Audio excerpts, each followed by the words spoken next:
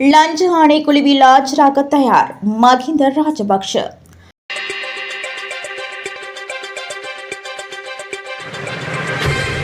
லஞ்ச ஊழல் விசாரணை ஆணைக்குழுவின் அழைப்பை ஏற்று குறிப்பிட்ட தினத்தில் தாம் ஆஜராக தயாராக இருப்பதாக முன்னாள் ஜனாதிபதி மஹிந்த ராஜபக்ஷ தெரிவித்துள்ளார். உயிரிழந்த ஸ்ரீலங்கன் ஏர்லைன்ஸின் முன்னாள் தலைமை நிறைவேற்று அதிகாரி கபில சந்திரசேனவின் உடலுக்கு இறுதி மரியாதை செலுத்த சென்றிருந்த போதே முன்னாள் ஜனாதிபதி இதனை தெரிவித்துள்ளார்.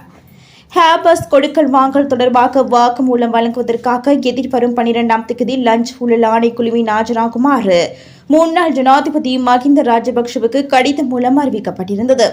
அதன்படி 2013ஆம் ஆண்டு ஸ்ரீலங்கன் ஏர்லைன்ஸிற்கு 6 ஹேபாஸ் A330 விமானங்கள் மற்றும் 8 ஹேபாஸ் A350 ரக விமானங்களை கொள்வனவு செய்த போது $2 மில்லியன் அமெரிக்க லஞ்சமாக பெற்றதாக அப்போதைய தலைமை நிறைவேற்று அதிகாரி கபில சந்திரசேன மற்றும் அவரது மனைவி நியோமாலி விஜயநாயக்க மீது குற்றம் சுமத்தப்பட்டுள்ளது. மேலும் விசாரணைகளின் போது தமக்கு கிடைத்த $2 மில்லியன் $20 மில்லியன் ரூபாவை அப்போதைய சிவில் விமான போக்குவரத்து அமைச்சர் பிரியங்கர ஜெயரத்னவிற்கு $60 மில்லியன் ரூபாவை அப்போதைய ஜனாதிபதி மஹிந்த ராஜபக்ஷவிற்கு வழங்கியதாக கபில சந்திரசேன கூறியதாக லஞ்ச ஊழல் ஆணைக்குழு அதிகாரிகள் நீதிமன்றத்தில் தெரிவித்துள்ளனர். எவ்வாறாயினும் இதற்கு எதிர்ப்பு தெரிவித்த ஜனாதிபதி சட்டத்தரணி ரியான்சி அர்சகுலரத்ன லஞ்ச ஊழல் ஆணைக்குழுவின் பணிப்பாளர் நாயகம் தமது கட்சிக்காரரை அச்சுறுத்தி வாக்குமூலத்தை பெற்றுள்ளதாக நீதிமன்றத்தில் சத்திய கடதாசி ஒன்றை தாக்கல் செய்துள்ளமை குறிப்பிடத்தக்கது.